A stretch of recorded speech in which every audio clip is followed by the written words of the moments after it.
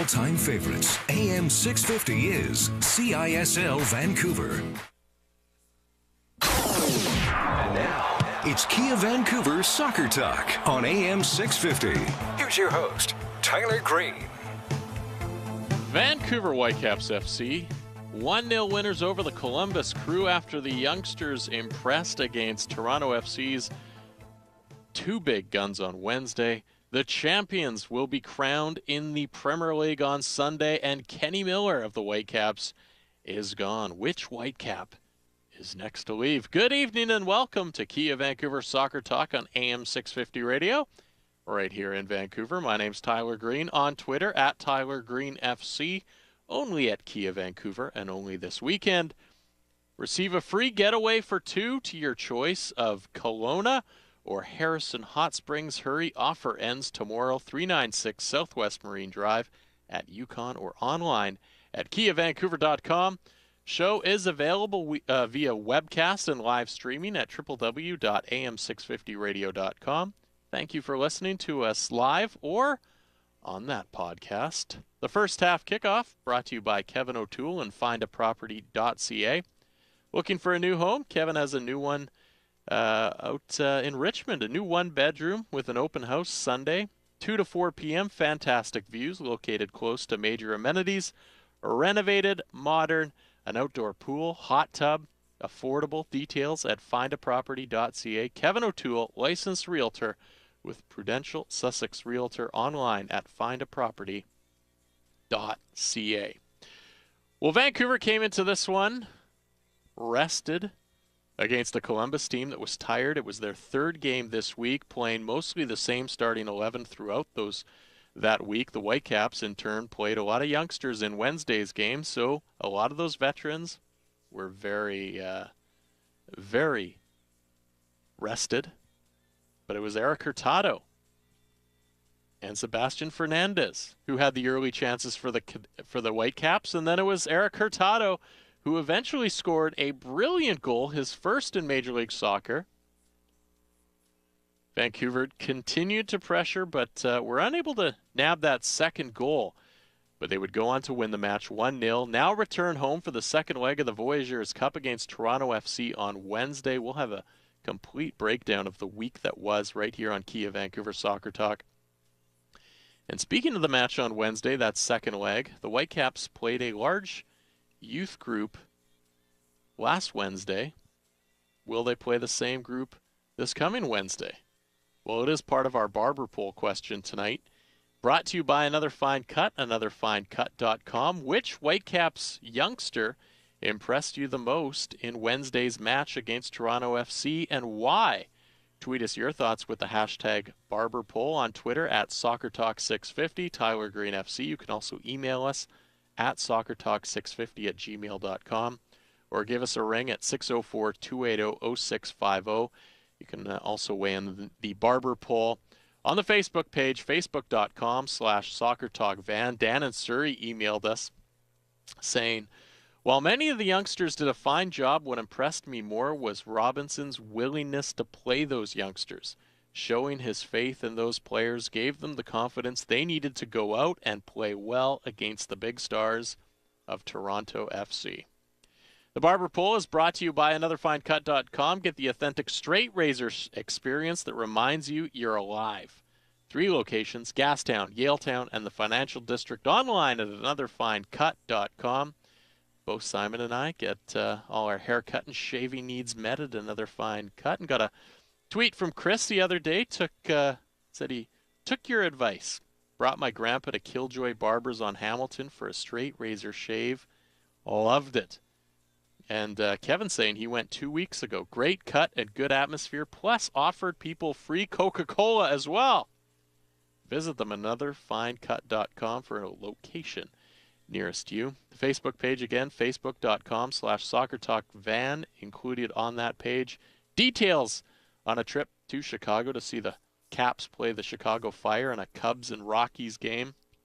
Trip should be fun. Get on board ASAP. We'll talk to Neil Chark about the trip at 11:45 tonight. Coming up on the first half of the program, Kia Vancouver Soccer Talk contributor Simon Fudge and I will dive into the starting 11. Your comments also welcome. Plus, we have a special guest that's going to join us in the next segment. And, well, we've kidnapped them, so we're going to keep them for the whole show. But it is Sportsnet's chief soccer reporter, John Molinaro. He's going to join us for the starting 11 here in just a few minutes. We'll also do the wrap report of the Caps against Columbus, a 1-0 win against the Crew. The second half of the program brings you expert physios David Sandals, who will be by to talk about Darren Maddox's left hamstring strain, and Steve Speed, president of the Liverpool official supporters group here in Vancouver. So we'll talk about that. As always, we've got the manager's rant and hot fudge with Simon Fudge. And as always, we'll finish it up with the final cut brought to you by anotherfinecut.com. We also have a pair of tickets to give away for the Whitecaps versus TFC match on Wednesday. And Jay DeMerit was making some pretty big news earlier in the week. Apparently he had parties that are just a little bit too loud. So we want you to tweet us at SoccerTalk650 and tell us which Vancouver Whitecap you want to live next to. Be creative. Tell us why you want to live next to that. The best answer, going to win a pair of tickets, and we've got some good ones so far. DJMK76 saying Hurtado, as long as he mows his lawn like he cuts his hair. Another one, Andy O'Brien, seems like the kind of guy you can sit outside and have a drink and a chat with. Where else are we? The younger guys like Mane or Hurtado, because they will not party all night. Cameron Lee saying, Russell Tybert, we could go for haircuts and look fly walking around the neighborhood together. Jordan Harvey, Brown to Bure weighing in.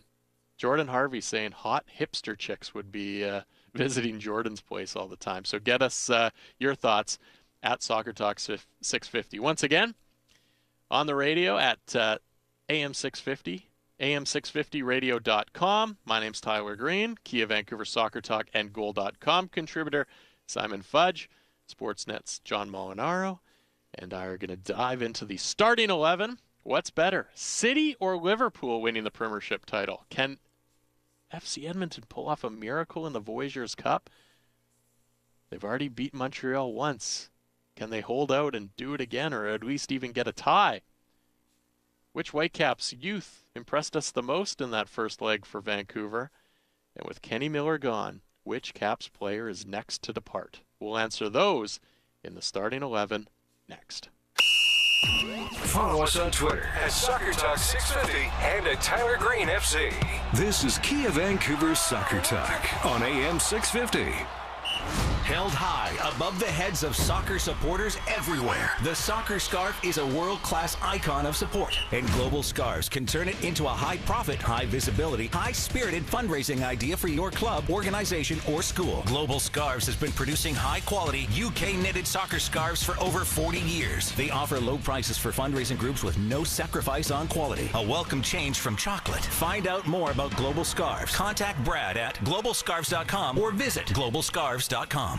Not that your stylist at the salon isn't doing a good job, but man, you deserve the big red leather barber chair experience of anotherfinecut.com. Here's how it works. Go to anotherfinecut.com. Book your appointment at one of their 3 unique to their area barbershops in Gastown, Yaletown, or the Financial District. You can just walk in, too, and get your haircut, hot shave, buzz cut, fade, or beard trim experience. You deserve this. A great wedding party idea, too. anotherfinecut.com. Pain or injury slowing you down? Take it to the choice of many top athletes, Expert Physio. Serving the Lower Mainland for over 35 years, the team at Expert Physio is dedicated to individualized care with specialized services such as orthotics, acupuncture, IMS, plus dizziness, pelvic floor, and certified hand therapies. Over 300 physicians referred to Expert Physio last year, and 100% of patients surveyed said they choose Expert Physio again. You're in good hands with Expert Physio. Burnaby Heights or at 8 Rinks, expertphysio.ca.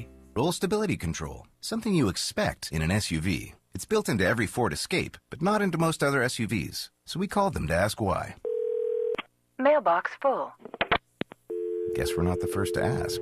Get more standard in the 2014 Escape with features you expect like roll stability control and some you don't, like select shift transmission. Finance with zero down starting at $149 bi-weekly at 1.99% APR for 84 months. Or own for $25,178. Get more in a Ford Escape. See paper for details.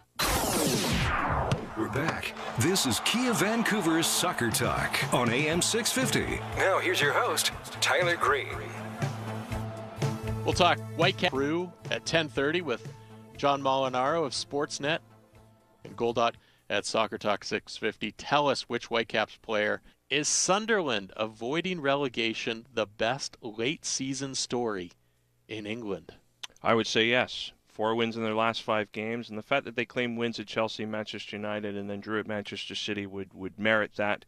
What a feat by Gus Poyet's men to overcome getting out of the trap door that is the bottom 3 in relegation. I mean, they looked down and out at one stage. You would have thought certainly after they let Paulo Di Canio go that they were certainly doomed, but quite a remarkable story. I think it would be more impressive if what's going on at Norwich wasn't going on, because I mean, their last 4 games were what? It was like Chelsea and Man City, and they got to go to Arsenal tomorrow.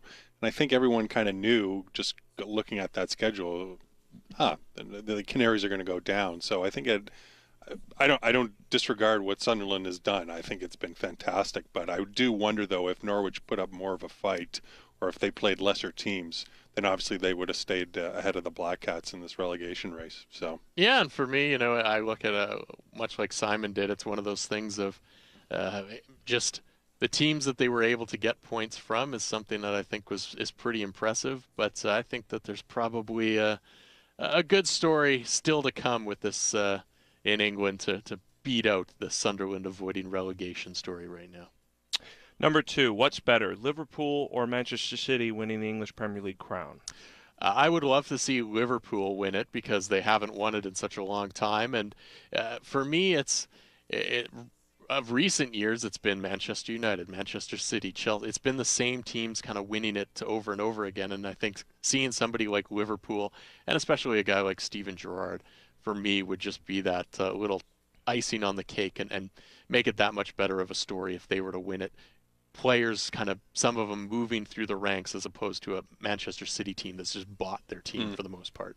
I think you can make an argument for City though, because I mean, when they lost away to Anfield, a couple of weeks ago, everyone pretty much wrote them off, right? They were saying, oh, this is Liverpool's title to win. And the fact that they were able to hang in that far, and now they're at the point where all they need is a point on Sunday and they'll clinch the title, I think that would make it such a much more remarkable story. Not to disregard anything Liverpool's done, and you kind of feel somewhat heartbroken for them, right? Because the way they let it slip away. But I mean, if City were able to pull this off, considering how badly they were written off a few weeks ago, I think that would be massive.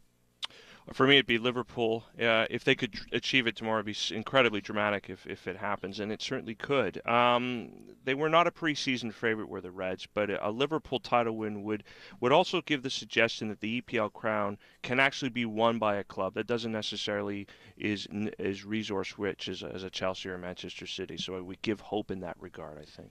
Number 3, Atletico Madrid, Barcelona, or Real Madrid. Who claims Spain? Atletico Madrid for me. Despite the fact that they will finish up their season away to at Barcelona next weekend, I think Diego Simeone's side are in certainly the best position in the standings to see it home. Certainly, if they beat Malaga tomorrow, I think they'll actually have one hand on the Premier Liga title. I would agree. I think they've got the momentum. I think from their recent form, they beat Barcelona in the Champions League to get to the final en route. So I think they've got the psychological advantage. And yeah, I think they're going to get full points off of Malaga tomorrow, and then they'll just totally shut it down in the Camp Nou in the last week and do what they have to do. All 3 of us agree. I think it's Atletico's trophy to win, and they will claim it in just a matter of weeks here. Number 4, with the possibility of injuries, is this a more nerve-wracking time for national team managers than the actual FIFA World Cup? I think it kind of is, because you look at teams now are starting to put out their 23-man rosters or the 30-man rosters, and you look at it and still some games to play. You have 2 games in kind of Italy and Spain. Germany kind of wrapped up today for the most part, and you have England all tomorrow. And I think there's a lot of managers out there that are thinking, please don't get hurt. Please don't get hurt on this final day. No, you're my star striker. Don't get hurt. I think this is probably more of that difficult part because once the games come around, it's you just prepare your team, you go out and you play the game. But this is where you have to wait and make sure that these guys are all available. I think now is the time that these managers are kind of crossing their fingers and hope nothing goes wrong. Yeah, I agree. I think that's exactly what they're doing, right? Because it's such a crucial time in the schedule, and they can't really afford to lose guys. So yeah, I think it's absolutely probably one of the more nerve-wracking times in the season. It's up there for me, but I think the pressure to perform at a World Cup far exceeds that. Player emissions do play an impact, but it's what matters on the pitch and how they perform at the tournament that's, I think, for me, is more nerve-wracking, and that's what most World Cup managers are going to be concerned with. Overall, is Major League Soccer growing in North America right now? I would say yes, but the better question is at what speed is its growth. It still has its challenges of becoming profitable in anywhere in the near future, but the fact that MLS has embraced some of North America's strongest soccer markets, the Cascadia region, Toronto, Montreal, to name about three, through expansion in recent years, I'd say indications are positive. Yeah, I think it's growing. I mean, for me though, the bigger question is it getting better, right? Because with growth, I think there's always going to be a question of, is the product going to be watered down? Can, as we add more teams, can more sort of quality players, make this play on those teams and make it a better league? And I think that's something we're going to find over the course of the next few years as more teams come in the league. Yeah, I would agree with that, whether it's going to be more watered down or not. But I look at it and I look at, statistically the attendance. There's a lot of markets that are still struggling right now. There's some great ones like Vancouver, like Toronto is kind of rebounded. Seattle, of course, is huge. But there's still those markets. You look at a Columbus team, even Chivas is still one of those weaker markets. And then there's still some unknown markets that are coming in. But when people are willing to spend the amount of money that they are to join Major League Soccer, you have to think that it's growing and positive things are happening. Number 6, David Beckham says he is confident that everything will be a success with MLS in Miami. Are you? I'm not entirely sure. There's still some questions about where the stadium's going to be made. You look at the Miami Heat, who have gone and played well and had some superstars, and people started going to games there, but now that has kind of dwindled off a little bit. So it's still a big question for me that Miami is going to work as a franchise. I think with David Beckham behind it, you're going to get that initial reaction of positive, but 2-3 years down the road, I'm not so sure. Yeah, I think that's a good point. I mean, the staying power is what I'm interested to see if it'll have that in Miami. And remember too, this is it's a city with a very much a transient population, right? So I just wonder how, like for the long term, how the game is going to be sustained there, and have legitimate worries about it, even with Beckham at the helm of the project. I think it's a tough call. I mean, it's never been a very good pro sports market to begin with. The Heat had to spend a lot of cash to garner a lot of interest. The same policy will probably need to be applied by this MLS team. And you can't even, that multi-ethnic makeup of that population as well, I'm not so sure they're just going to naturally flock to see this team play once they come into being. Number 7, should Toronto FC be happy with the win, or should they be disappointed that with high-profile players, they didn't throttle the Whitecaps youth in the first leg of the Amway Canadian Championship? They should be disappointed. They had opportunities in this game on Wednesday, especially in the first half, to claim a stranglehold on the semifinal, and they didn't get the job done for me. Now they have left themselves with a lot of work to do to get through to the final here by playing in the second leg here in Vancouver. And Vancouver, for Toronto FC, has been a very unkind place to them on all competitions over the years. Yeah, I think disappointed. We talked to Ryan Nelson in the locker room after the game, and he talked about how the late Kakuta Mane goal kind of soured the result for them, and I think he's right. I mean, 2-0 at the time, and Vancouver would have needed to win by 3 goals in the return leg.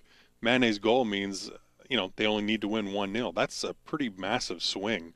So, and they had a lot of quality chances. They should have buried Vancouver, easily 3 or 4-0 at halftime, and they didn't take it. And I think this tie is very much still up for grabs. Yeah, you have to be disappointed with the way that they had some chances and opportunities to score goals, and with the players that they had, they really had the opportunity to take this to Vancouver and make sure that the second game was a mean nothing game, and they let them off the hook in reality. So yeah, I would say that they're more disappointed than anything else, and I think TFC fans should be disappointed that they didn't get a better result. Number 8, can FC Edmonton be the Cinderella story of the 2014 Amway Canadian Championship? Perfect position to do it right now with the lead heading back to Montreal. They have the confidence of knowing that they can beat a Montreal team. We'll hear about what they did today, but I think they have a lot of confidence in their NASL match from today. So I can see them going in and beating Montreal again, or even just getting the draw with Montreal and making sure that they move on to the finals. It's still, does that garner the Cinderella story, or do they have to win it all to be the Cinderella story? That's maybe up for debate. I don't think they're going to win it all, but I think they can definitely make the finals and maybe at least get to the ball. I think for them to be the Cinderella story, they'd have to win it all. I mean, with all due respect to Montreal, they're playing like crap now lately. So I'm not sure, beating them at home, in Edmonton was all that impressive. I mean, for sure, as an NASL side, absolutely, yeah. But, considering the state that the Impact are in right now, I don't think it was that big of an upset. And I could see them getting a result at Stade Saputo midweek, but after that, I doubt very much that they'll be able to beat a team of the caliber of either Toronto or Vancouver. I think it certainly can be the Cinderella story for this competition. For all of Montreal's struggles this season, I still think it will be a huge upset for the Eddies to win in Montreal if they beat the Impact on Wednesday. It's still a difficult trip for Colin Miller's side. They were always going to have to approach this two-leg tie with a real fighting spirit of being an underdog over 180 minutes, and I don't think that policy or that game plan changes going into Wednesday. The result at home, I think, will make them more determined that that's the way they're going to play, and it is. It would be a huge scalp for them to dethrone the Voyageurs Cup holders if they were able to do it. Number 9, which Whitecaps youngster impressed you most against Toronto FC? Kians Froze, the young kid from Brunkild, Manitoba, I think if I'm right. The fact that he showed the awareness and confidence to run at the TFC backline on a couple occasions in the first half with the ball. I mean, I would have liked him to take a shot at goal and test Joe Bendick when he had that opportunity. To me, it showed a lot of promise of what he can do as an attacker, or certainly as an attacking midfielder. You've also got to look at it from the point of view of his performance aspiring young players from his home province of Manitoba, which is not a traditional soccer hotbed in this country.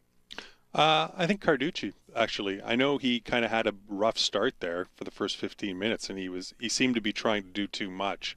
And you can kind of understand that as a 17-year-old goalkeeper, he's going to try to, really impress and maybe take on a little bit more than he can handle. But after that, I thought he settled down pretty quickly, made some big saves on people like Jermaine Defoe and Michael Bradley, and if not for him, I think the result could have easily been 3 or 4-1 or even 5-1 for Toronto. So he came up with some big saves after settling down early on.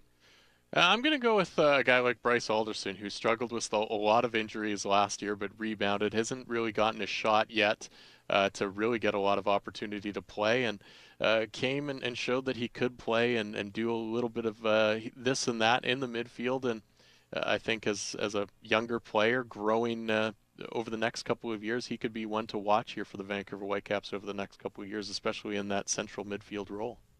Number 10, how should Carl Robinson line up his Whitecaps side for the second leg of the Voyageurs Cup? Well, I think the thing that I like about what Carl Robinson now has to look forward to is the fact that the Whitecaps don't have a game next week, and so he can filter in some of those veterans into the lineup. I think he's going to go with very much a similar lineup to what he brought, but I think there might be a couple other veteran additions to that lineup just to make sure that the Whitecaps have what it takes to make sure that they get the final result. And maybe it's the same starting 11, but now you have a guy like Hurtado who started in that first game, now has some confidence after scoring his first goal, but maybe drop some of those guys that were on the bench and put some veterans just in case you need that late goal. Yeah, I would agree. I think he's going to still continue to give some of the youngsters a chance, and they'll be in the starting lineup. And he kind of said that after the first leg in Toronto, talking about how he wants to remain true to them and give them another opportunity in the second leg. But I think you're right.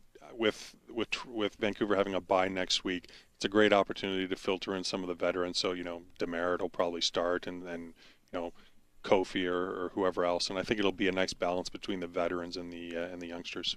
I would have to agree. A little bit more experience, but I think take a page from the game against San Jose last weekend and add plenty of pace to test the TFC backline by including, say, Mane and Hurtado in the starting 11 with the idea of just running and attacking Toronto's backline. I just think with all of that pace on that BC Place turf, they're much more dangerous, an even more dangerous side. And I think that's got to be one of the things that's got to factor into the game on Wednesday for Robinson. And finally, number 11, Kenny Miller, now gone from the Vancouver Whitecaps. Which Whitecap is next to go? For me, I think it's Nigel Reo-Coker. He hasn't shown the kind of commitment that we've seen from him last season, and the fact that other younger, hungrier players in this squad of the Whitecaps have gone and done the thing of earning jobs this season. He has to decide if he's prepared to fight for that starting role, which he's really in the situation that he's in right now. And I'm not so sure if he's up for that fight. Yeah, I would agree. I mean, especially against Toronto in that first leg game, he looked completely uninterested at times and just didn't seem completely bothered or even cared to be out on the pitch. I think the problem is his salary, so it's going to be hard for the Whitecaps to move him. I'm not sure another team is going to, make a trade for him. So if Vancouver can move him, I suspect that they will, because I think he's just dead wood out there right now. Stephen Badischer, because he's going to the World Cup. No, he's already on a plane to Austria to train with that. No. For me, as much as Nigel Reo-Coker, like you said, John, I think that contract is going to be so difficult to try to trade out of here that I think that's going to be the biggest issue for him. For me, honestly, I think that it's going to be somebody that we kind of don't expect. And for me, I'm looking at a guy like Carlisle Mitchell, where they're going to look at possibly somebody that's not necessarily playing. They also now have a guy like Christian Dean in here. Mitchell is an international player as well, so that takes up a space that they might want back. So for me, I think it's going to be somebody like Carlisle Mitchell that's going to be gone here from the Vancouver Whitecaps over the next couple of months. That pretty much does it for the starting 11, but we do have one bonus round starting 11 question, and this one comes from Christina, our executive producer here, and it's simply for you, John, because you're from Toronto, covering Toronto FC on a regular basis. It was the biggest part of the Toronto FC advertising campaign to begin the season, and it is. Jermaine Defoe, is he a bloody big deal? I think he is a bloody big deal. Listen, I mean, it was the ad campaign in Toronto was absolutely ridiculous. I mean, it was brilliantly conceived, but I mean, after a while, I would agree. It kind of gets nerve-wracking, and it's so aggravating because it was on buses and it was on televisions and internet pre-rolls every time you upload a video. But no, I mean, anytime you can get a player of Jermaine Defoe, and he's 32, but he's a young 32, and he's still got plenty to give. So I think it was a major signing. The fact that they were able to get like one of the top scorers in the history of the Premier League coming into MLS still in his, with something to give. Yeah, absolutely. Bloody big deal. Damn right. Kia Vancouver Soccer Talk, the May Fantasy League contest presented by Umbro. The task this month, score the highest amount of points for the duration of the month of May. And, young Whitecaps residency product, David Norman Jr. is off to a stellar start for the month of May. He is leading the way right now through 1.5 weeks. Can he hang on through the rest of the month? Well, we'll have to wait and see. Visit facebook.com/SoccerTalkVan for all the details on May's competition.